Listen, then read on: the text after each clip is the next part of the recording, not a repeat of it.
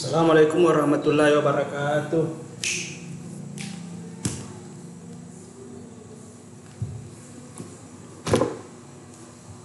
Mohon maaf ya, saya akan sambung kesalahan pembuatan program aplikasi saya kemarin, karena seingat saya waktu saya jalankan aplikasi ini kan tampilnya seperti ini ya, login aplikasi. Padahal yang saya inginkan yang tampil yaitu adalah ini, yang ini ya, form menu utama. Nah, untuk menampilkan yang pertama form menu utama ini ya, kita harus mengubahnya dari sini. Yang ini ya, ada tulisan pemrograman kelas. Kita klik kanan di sini. Klik kanan, baru arahkan kursor ke properties. Nah, setelah tampil seperti ini, kita ubah yang ini tulisan startup form, baru ada tulisan di bawahnya. Jadi ini semua form-form login, form-form yang telah kita bikin di bagian desain akan tampil semua di sini. Jadi yang tampil tadi kan form login, karena memang di sini pilihan pertamanya yaitu form login. Ini kan maksudnya startup, yaitu start pertama. Jadi kita mengubahnya menjadi form menu utama. Nah, saya tutup ini ya. Nah, saya akan coba kembali untuk menjalankan apa yang tampil pertama. Kita klik ini start. Nah, sudah berubah kan yang tampil pertama yaitu menu utamanya. Nah, saya tutup ini.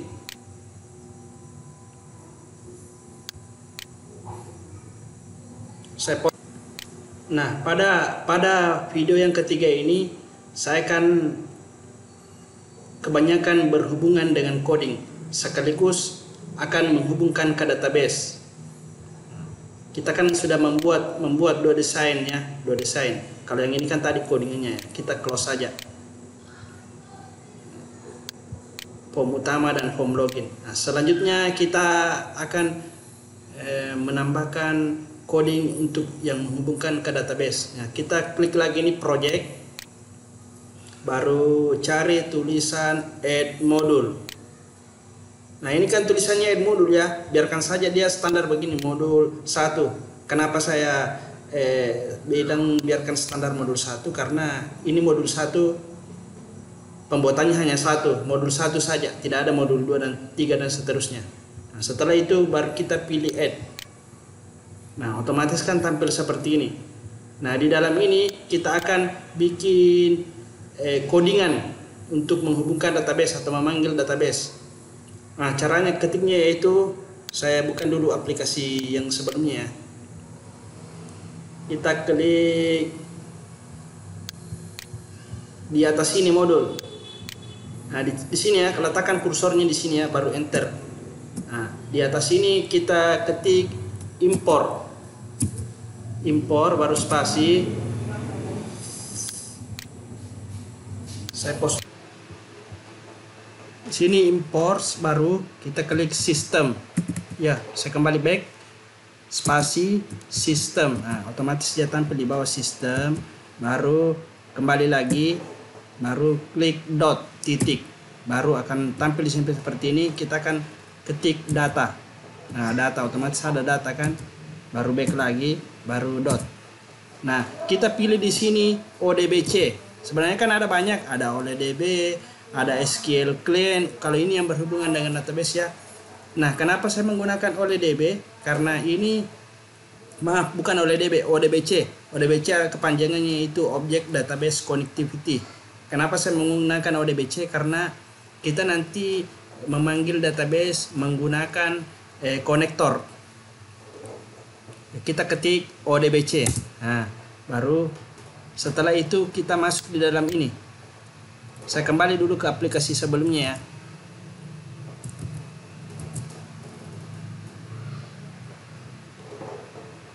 Kita klik ini, ketik ini public con.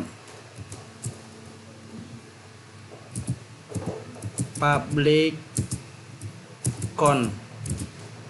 Maksudnya ini con singkatan dari connectivity. Jadi ini maksudnya kita pembuatan variabel.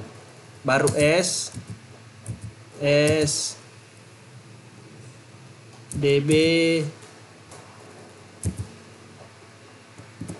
maaf ya, kita ketik S new is new. Nah, new ini new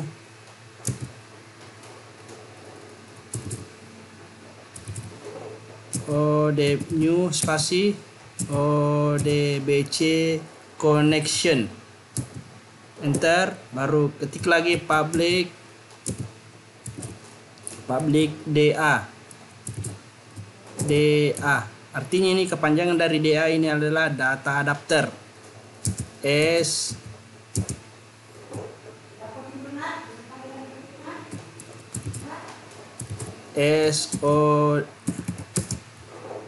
SODBC adapter, data adapter, enter lagi, baru kita klik lagi public DS, arti kepanjangan dari DS ini adalah dataset. S sebagai ODBC oh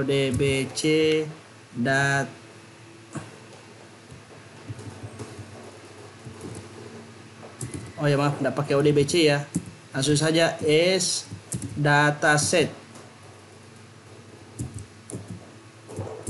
Nah, ODBC dataset, ketik lagi public RD S ODBC data reader.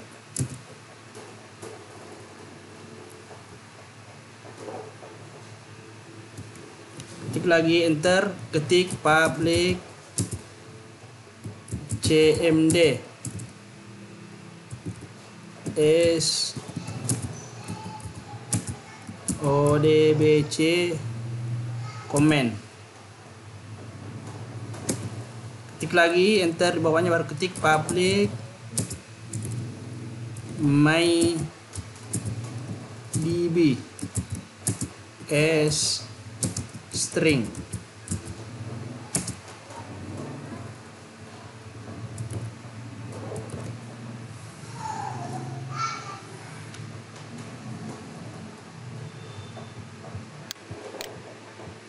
Ya, pengetikannya dulu untuk codingannya sampai di sini ya, karena database-nya belum ada. Jadi langka, jadi saya belum melanjutkan ke koneksinya di bawah. Jadi sebenarnya masih ada pemanggilan database di bawahnya. Jadi kita ketik begini.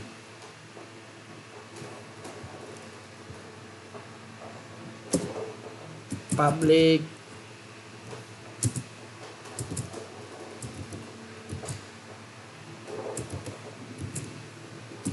sub koneksi. Nah, baru enter. Nah, di sini di dalam ini nanti ada codingan untuk memanggil database. Jadi untuk yang lebih bagusnya kita bikin dulu database. Jadi untuk membuat database kita klik ini.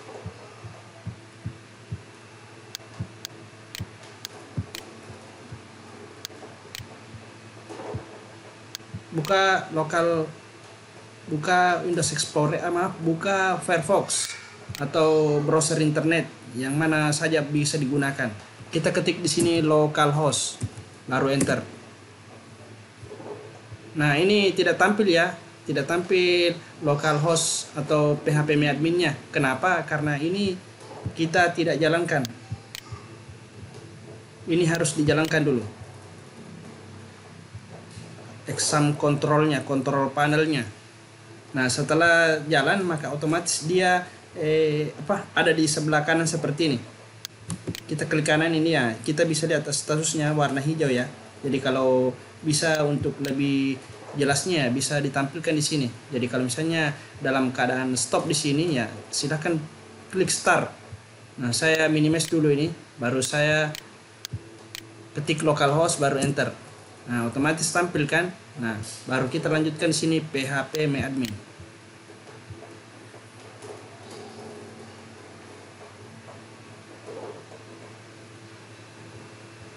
Nah, saya lanjut saja ya pada pertemuan terakhir waktu di lab. Dulu saya buat database-nya dengan nama,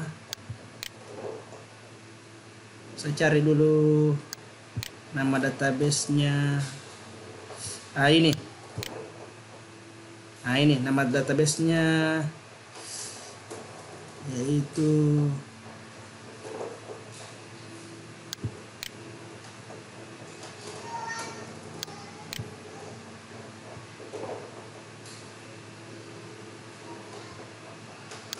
saya cek dulu. Nama database-nya adalah kelas C. Ya. Ini nama database-nya. Kenapa di saat di atas ada? Jadi itu sebenarnya kalau di PHP admin, apabila ada nama depannya sama, maka ditampilkan selalu nama depan sama dengan ini. Banyak kan database di sini, dia itu ada tulisannya DB underscore AreaFND kelompok dan seterusnya. Jadi karena ada kesamaan DB, makanya yang ditampilkan itu DB sama dengan ini. Kelas baru yang ditampilkan yaitu kelas. Jadi ini kelas, ada sub di bawahnya itu kelas C dan kelas D. Nah, untuk pembuatan database-nya yaitu yang ini. Jadi nama database-nya adalah kelas C, sedangkan ini yang di bawah yaitu nama tabelnya. Jadi ini sebenarnya ini adalah lanjutan dari pertemuan kita waktu di lab. Nah, nama-namanya adalah ini, atau strukturnya ini, struktur tabelnya. Nah, ini nanti ini nama database ini saya akan panggil di sini di dalam database ini modul. Nah, sebelum kita melanjutkan ke penulisan database, kita harus buka dulu di sini. Klik yang ini ya, kalau di Windows 10. Baru ketik ODBC.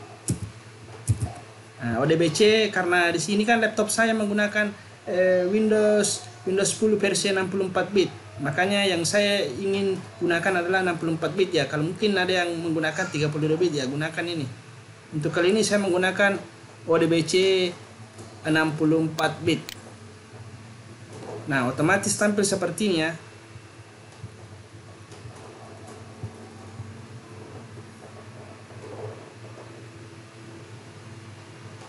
Baru setelah itu, oh ya, perlu kalian pahami bahwa sebelum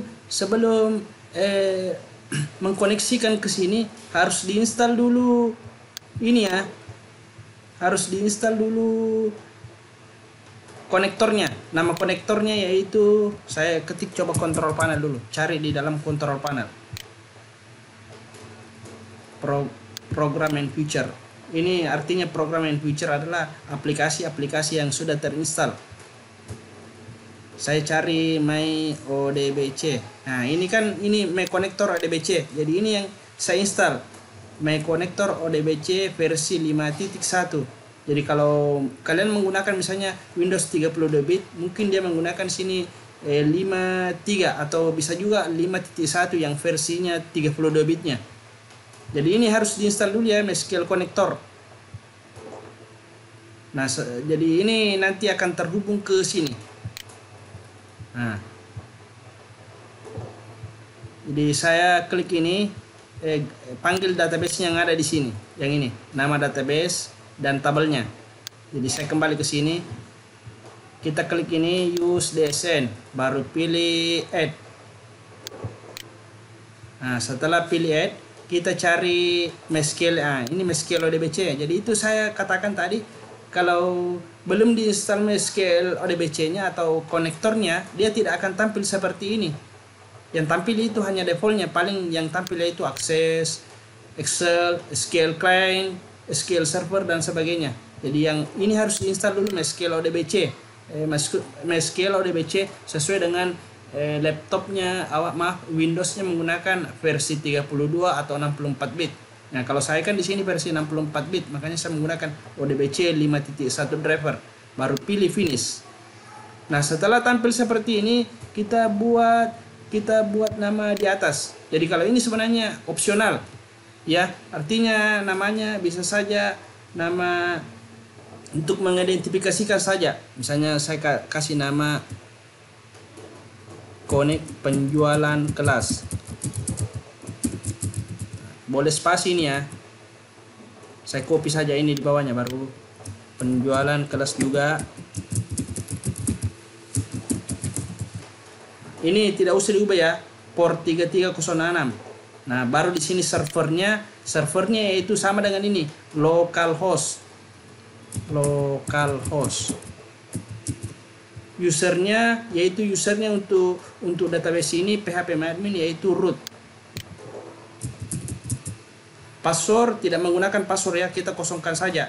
Baru database-nya kita cari di sini, database tadi yang telah kita buat. Nah, di sini di phpMyAdmin ya, database yang pernah kita buat di phpMyAdmin. Nah, saya cari nama database yang sama dengan ini. Nah, ini kan kelas C. Baru kita klik tes dulu. Apakah dia terkoneksi? Ya, sudah connect. Connection successful. Baru pilih OK. Nah, ini sudah masuk ya, mana tadi? Yang ini ya, penjualan kelas. Baru coba kita klik konfigurasi. Nah, ini sudah terhubung. Jadi yang nama depan ini adalah hanya nama apa? Nama identifikasi. Jadi tidak apa-apa pakai spasi.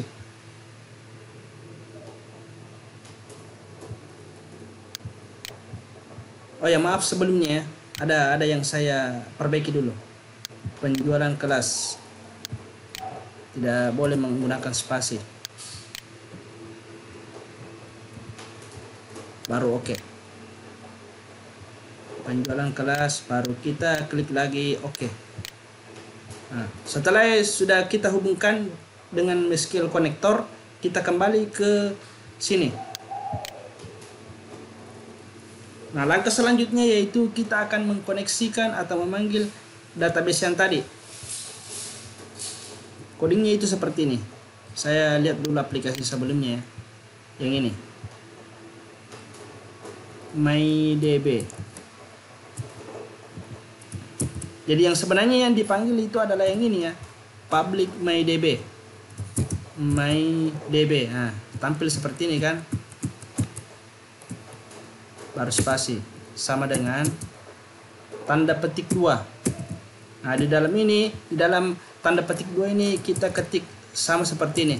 Kita ketik driver sama dengan kurung kurawal. Balas kurung kurawal dulu. Baru ketik lagi MySQL ODBC 5.1 driver.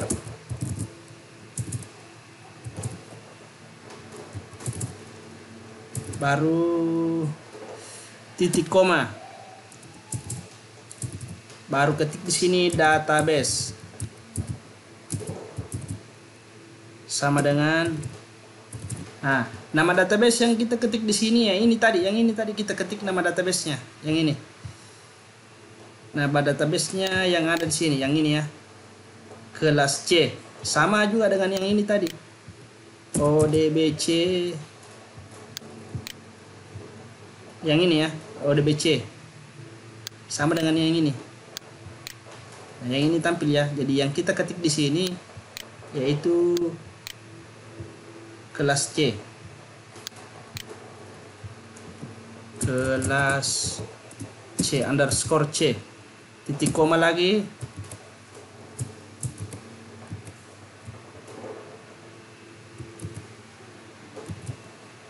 Baru server sama dengan localhost. Root, maksudnya nama penggunanya ya. Ini maaf, server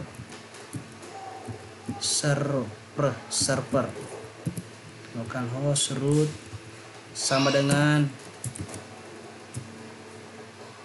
UID, bukan root ya, UID. Maksudnya ini UID adalah user identifikasi. UID, nama usernya yaitu root. Nah, passwordnya kan tadi tidak ada ya, jadi makanya kita tidak tulis password di sini. Nah, kalau sudah, silakan arahkan paling di belakang kursor ya, baru enter. Selanjutnya kita akan mengkoneksikannya. Ya, ketik di sini Nah, jadi yang dipanggil sebenarnya itu yang ini adalah ini ya, con sama dengan new ODBC connection, buka kurung, tutup kurung, baru kita ketik mydb. Yang ini yang dipanggil ya, mydb. Nah, kalau misalnya melebihi spasinya silakan backspace. Nah, baru enter lagi di sini di belakangnya.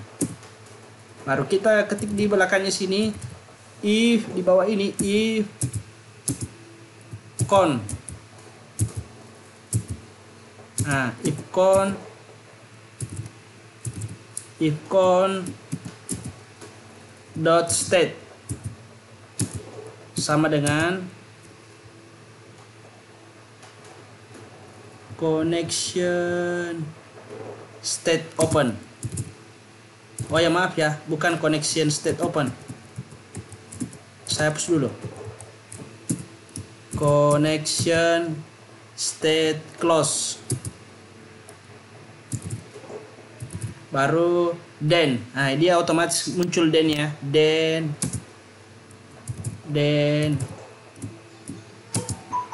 con. Ini yang dipanggil ya, ini ya. Con ini ya. Con ini yang dipanggil ya. Connection. Baru kita ketik dot open.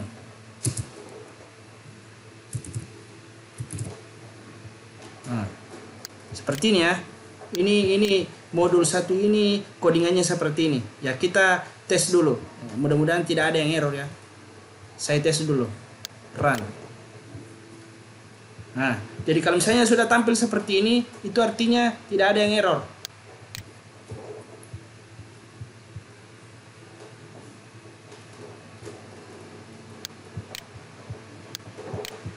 Jadi codingannya untuk aplikasi ini cukup dulu sampai di sini ya. Nanti di video selanjutnya, tutorial selanjutnya, saya akan tambahkan codingan di dalam ini, di dalam ini.